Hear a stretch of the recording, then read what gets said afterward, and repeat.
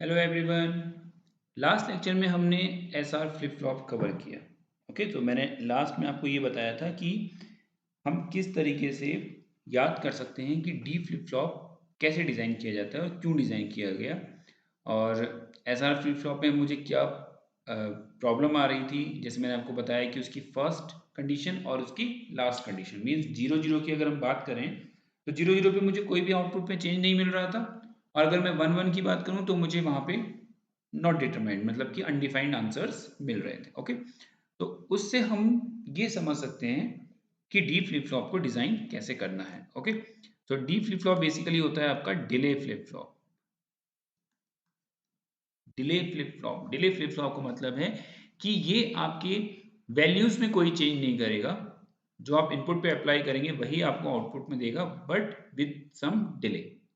तो कुछ देर बाद आपको वो आउटपुट मिल पाएगा।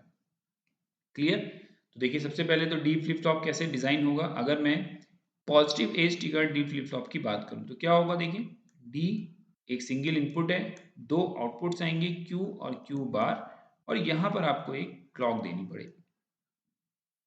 सॉरी, यहां पर आपको एक क्लॉक देनी पड़ेगी and this will be your D flip flop.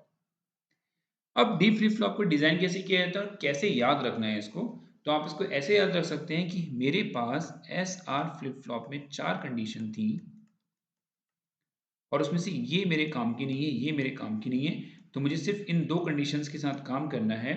और ये दोनों कंडीशन क्या कहती हैं कि अगर s की वैल्यू 0 है तो r की वैल्यू 1 होगी, और अगर s की वैल्यू 1 है तो r की वैल्यू 0 होगी। इट मीन्स ये दोनों एक दूसरे की कॉम्प्लीमेंट है। Means s is the complement of r in the second condition and same in the third condition.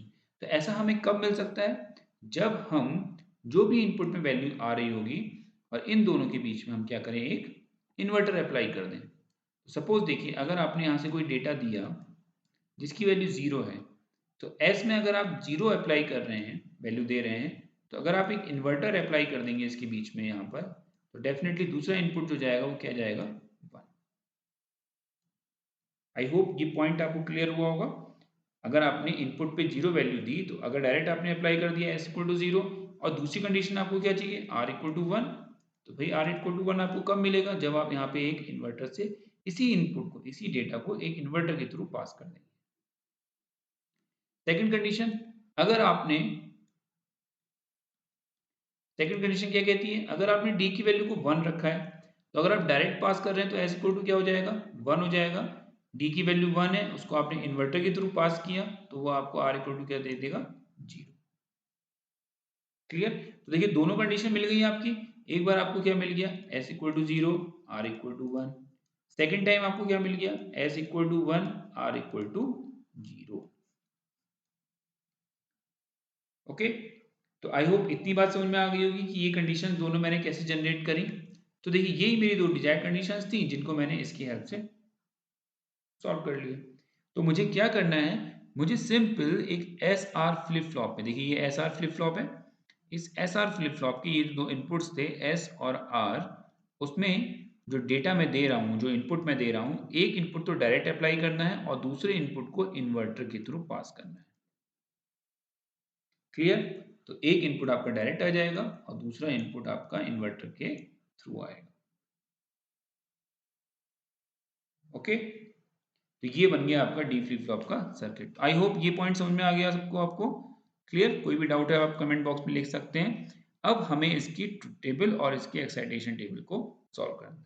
तो देखिए, ट्रुथ टेबल कैसे डिजाइन होगी, जैसे मैंने आपको बताया डी से डिले फ्लिप फ्लॉप भी बोला जाता है। तो ट्रुथ टेबल क्या कहेगी कि जो आप इनपुट पे देंगे वही आपको आउटपुट पे मिलेगा। तो देखिए कैसे, आप इसको ऐसे समझ सकते हैं, जब आपने डी की वैल्यू 0 दी तो एस की वैल्यू क्या होगी, 0। आर की वैल्यू क्या होगी, इन्वर्टर के थ्रू पास होके 1। इनिशियली कंडीशन क्या थी, 0 और 1। क्लियर? तो आपको पता है, आपने एस आर फ्लिप फ्लॉप पढ़ रखा है, तो एस इक्वल टू 0 अगर होता है और आर इक्वल टू 1 अगर है, तो आपका फ्लिप फ्लॉप क्या हो जाएगा, रीसेट, यानी कि क्यू की वैल्यू क्या हो जाएगी, 0। तो आपने जब इनपुट पे 0 दिया तो आपको आउटपुट पे क्या मिला, 0।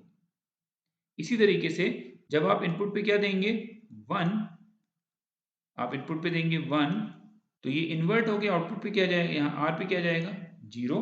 इट मीन्स अगर आपकी S की वैल्यू 1 है और R की वैल्यू 0 है तो डेफिनेटली आपका फ्लिप फ्लॉप क्या हो जाएगा, सेट, और आपको Q पे क्या मिलेगा, 1।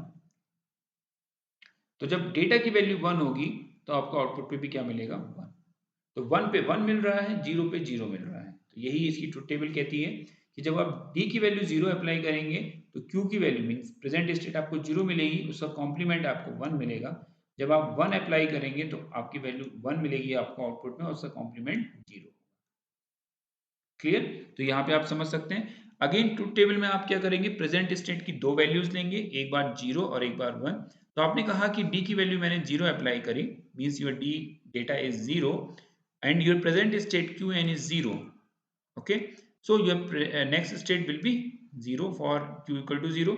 If your present state is 1, अगर आपने D की वैल्यू डेटा में 0 अप्लाई कर रखी तो नेक्स्ट स्टेट भी आपको क्या मिलेगी, 0 ही मिलेगी। अब अगर आपने D की वैल्यू 1 अप्लाई कर रखी है, आपकी प्रेजेंट स्टेट 0 है, तो नेक्स्ट स्टेट क्या हो जाएगी, 1। अगर प्रेजेंट स्टेट 1 है तो नेक्स्ट स्टेट क्या हो जाएगी, 1। इट मीन्स जो डेटा की वैल्यू होगी वही आपकी नेक्स्ट स्टेट की वैल्यू होगी। Okay, clear?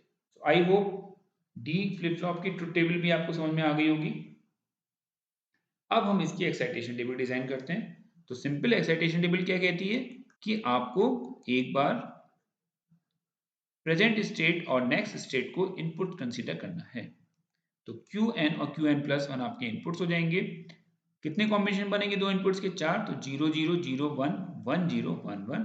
आइए देखते हैं यहाँ से कि क्या वैल्यूज मिलती हैं हमें। तो 0 0 के कितने कॉम्बिनेशन है, सिंपल एक। D की वैल्यू रीड करेंगे, क्या आ जाएगा, 0। 0 1 के कितने कॉम्बिनेशन है, सिंपल एक। वैल्यू रीड करेंगे तो क्या आ जाएगा, 1। 1 0 का एक कॉम्बिनेशन है, वैल्यू रीड करेंगे आउटपुट क्या आ जाएगा, 0। 1 1 कॉम्बिनेशन रीड करेंगे आउटपुट क्या आ जाएगा, 1। क्लियर? अब अगर मुझे डी फ्लिप फ्लॉप की एक्साइटेशन टेबल याद करनी है तो मैं किस तरीके से याद करूंगा, क्या लिखेंगे, आप पहले प्रेजेंट स्टेट और नेक्स्ट स्टेट लिख लेंगे और देखिए कॉम्बिनेशन क्या बन रहा है, 0 1 0 1। क्लियर? तो मैंने यहाँ पे लिखा Qn+1 D 0 0 0 1 1 0 1 1 और आगे क्या लिख दिया, 0 1 0 1। जैसे मैंने SR फ्लिप फ्लॉप के लिए क्या लिखा था, 0 1 0 स्टार स्टार 0 1 0। इस तरीके से डी फ्लिप फ्लॉप के लिए क्या लिखूंगा, 0 1 0 1। तो आप एक बार प्रैक्टिस करिए कॉपी में, एक दो बार आप जब लिख लेंगे तो आपको डेफिनेटली वो एक्साइटेशन टेबल्स याद हो जाएंगे, आपको बहुत इजी लगेगा। और आई होप अभी तक के जो हमने सीक्वेंसर सर्किट्स के जो ये 2-3 लेक्चर्स कवर किए हैं, मुझे लगता है कि आप मतलब मैं ये मान रहा हूँ कि आपको चीज़ें बहुत अच्छी तरीके से इजीली समझ में आ रही हैं। अभी तक हमने क्लॉक के बारे में, एसआर लैच के बारे में, एसआर फ्लिप फ्लॉप के बारे में, और इस लेक्चर में हमने डी फ्लिप फ्लॉप के बारे में पढ़ लिया। ओके, तो डी फ्लिप फ्लॉप का स्ट्रक्चर कैसा है, किस फ्लिप फ्लॉप से मिलके वो बना, उसको कैसे याद रखना है कि क्या प्रॉब्लम थी एसआर फ्लिप फ्लॉप में, कोरिलेट करना है उससे, और उसके बाद उसके सर्किट को डिज़ाइन करना है। उसके बाद उसका ऑपरेशन चेक करना है, ऑपरेशन चेक करने के बाद उसकी ट्रुथ टेबल बनानी है, ट्रुथ टेबल बनाने के बाद उसकी उस एक्साइटेशन टेबल को स्टडी करना है। So I hope D flip flop का कॉन्सेप्ट आपका क्लियर हो गया होगा यहाँ पर कि डी फ्लिप फ्लॉप कैसे डिजाइन किया जाता है, वो कैसे वर्क करता है।